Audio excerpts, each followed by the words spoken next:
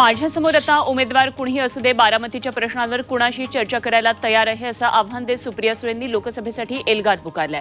बारामती लोकसभेची निवडणूक ही नणंद भावजईचा कौटुंबिक कार्यक्रम नाही, त्याला गांभीर्याने घेतलं पाहिजे म्हणून सुप्रिया सुळे यांनी आपण निवडणुकीसाठी तयार असल्याचं सूचक विधान केलंय।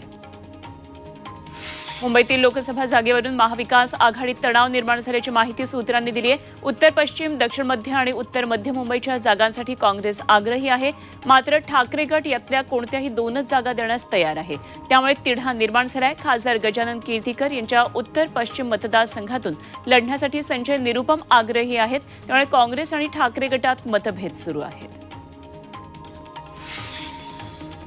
दुसरीकडे महाराष्ट्रातल्या लोकसभेच्या जागा वाटपासंदर्भात शरद पवार आणि राहुल गांधी यांच्यात फोनवरून चर्चा झाली आहे। ज्या जागांवर वाद आहे त्या जागांबाबत दोन्ही नेत्यांमध्ये चर्चा झाल्याची माहिती शरद पवार गटाचे प्रदेशाध्यक्ष जयंत पाटील यांनी दिली आहे, त्यामुळे आता जागा वाटपाच्या चर्चेला वेग येणार आहे। लवकरच मवियाचं जागा वाटप अंतिम होणार असल्याची माहिती कळतेय।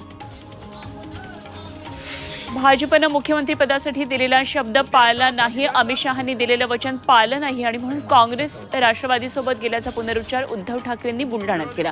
भाजपच्या हुकुमशाहीच्या आम्ही विरोधात असल्याचं ठाकरेंनी पुन्हा एकदा ठणकावून सांगितलं। केंद्रीय मंत्री नारायण राणेंनी मुख्यमंत्री एकनाथ शिंदेंची भेट घेतली। मुंबईतल्या सह्याद्री अतिथीगृहावर दोघांची भेट झाली।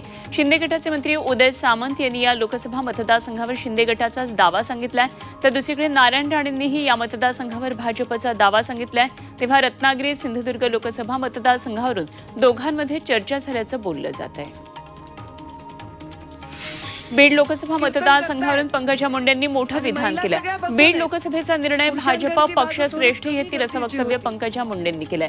बीडची लोकसभेची जागा ही प्रीतम मुंडेच लढतील अशी भूमिका पंकजा मुंडेंनी याआधी घेतली होती, मात्र आता पंकजांनी वरिष्ठांवर हा निर्णय सोपवलाय। परळी विधानसभेत धनंजय मुंडेंविरोधात लढण्याची घोषणा करुणा मुंडे यांनी केली आहे। स्वराज्य शक्ती सेनेच्या बैठकीसाठी करुणा मुंडे नांदेडमध्ये आल्या होत्या, तेव्हा पत्रकार परिषदेत करुणा मुंडेंनी ही घोषणा केली आहे। लोकसभा आणि विधानसभेच्या सर्व जागा स्वराज्य शक्ती सेना लढणार असल्याचं करुणा मुंडे यांनी जाहीर केलं आहे। नवनियुक्त राज्यसभा सदस्य चंद्रकांत हंडोरे यांनी काँग्रेसचे नेते राहुल गांधी आणि सोनिया गांधी यांची भेट घेतली। दिल्लीमध्ये सोनियांच्या निवासस्थानी त्यांची भेट झाली। यावेळी त्यांनी काँग्रेस अध्यक्ष मल्लिकार्जुन खरगे यांचीही भेट घेतली। मुस्लिम असल्यानंच काँग्रेसमध्ये अन्याय झाला असा आरोप आमदार झिशान सिद्दीकी यांनी काँग्रेस नेतृत्वावर केलाय। काँग्रेस शिवसेनेसोबत युती कशी करू शकतं? बाबरी पाडणारी शिवसेनेला मुस्लिमांनी मतं द्यायची का, असा खोचक सवाल त्यांनी यावेळी केला। नांदेडमध्ये मराठा आंदोलनाच्या पार्श्वभूमीवर उद्धव ठाकरेंचा 23-24 फेब्रुवारीचा नियोजित हिंगोली आणि नांदेड दौरा रद्द करण्यात आलाय।